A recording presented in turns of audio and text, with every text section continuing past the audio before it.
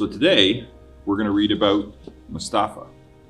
Now, a lot of families move to Edmonton for a lot of different reasons, and a lot of different things make Edmonton family friendly, but I think the people ultimately are what makes the city most friendly. But how many of you moved here from somewhere else? Well, that's a really special experience, having lived somewhere else and seen how different people live and then move here. Did you find the city welcoming when you got here? Yeah? Well, that's good. That's good. That's what we hope for. So we're going to read a story about a newcomer to Canada who comes from a faraway place, and we'll learn a little bit about how Canada becomes Mustafa's new home. All right?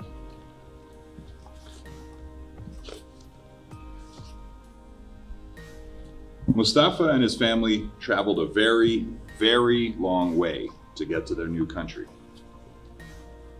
Some nights, Mustafa dreams about the country he used to live in, dreams full of smoke and fire and loud noises. He wakes up. "Where am I?" he asks. "You are here," says his mama, and she hugs him tightly. They go out to look at the moon and the stars. "Is that the same moon as in our old country?" asks Mustafa.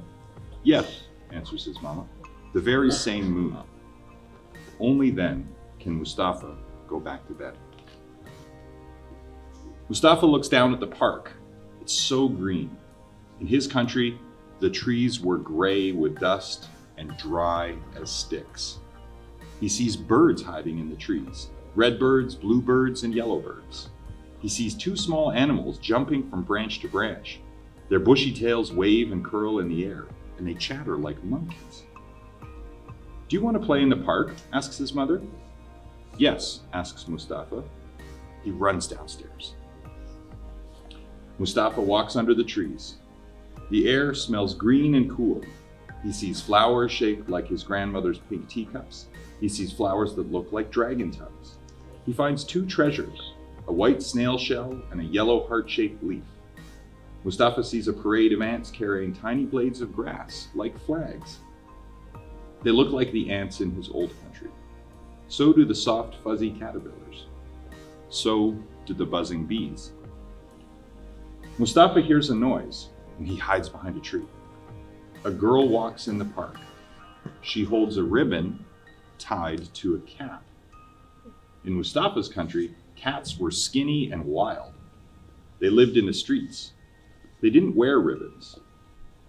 The girl sees him, and she says something. Mustafa doesn't understand her words. He pretends to tie his shoe. Then he runs back to the apartment. "Back already?" asks his mother. "What did you see in the park?" Mustafa tells her about the flowers that look like Grandma's pink teacups. He tells her about the parade of ants waving their flag. He shows her his white snail shell and his yellow-shaped leaf. "Lovely," says his mother. But he doesn't tell her about the girl with the cat. The next day, Mustafa sees shiny red bugs with black spots. They look like jewels. He finds more treasures, an acorn, a speckled stone, and a perfect drawing stick. Mustafa draws an airplane in the sand. He draws the house he used to live in. He draws clouds of smoke and fire. He draws broken trees. Suddenly, the girl with the cat is there. She points to the drawings and says something. Her words float in the air and disappear. Mustafa drops his stick and runs away. The girl draws flowers, butterflies, and stars. She draws her cat.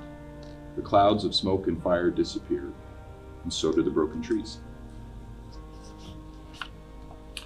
Mustafa goes to the park every day. The trees have turned bright orange and red. Is this magic? He wonders. He sees an old lady feeding breadcrumbs to a whirlwind of pigeons. In Mustafa's country, there was not enough food to share with the birds. The old lady speaks to them. She must be some sort of magician. Mustafa wishes he could speak bird language. Mustafa sees a small vampire chasing a fairy, a fox, and a rabbit. They're screaming and laughing. Mustafa waves to them, but they don't see him. They disappear into the trees.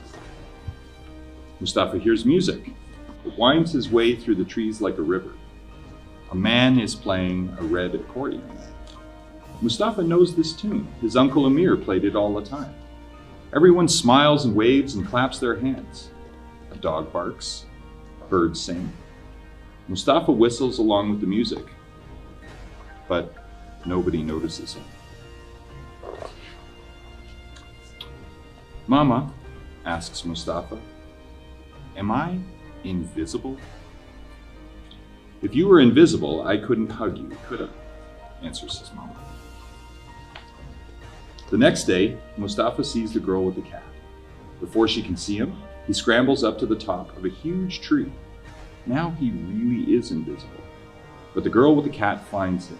She makes a sign with her hand, and it means, come with me. He follows the girl to a pond filled with dark water. The girl points. 3 fat orange fish are swimming in circles. The girl takes some yellow grains out of her pocket and throws them into the water.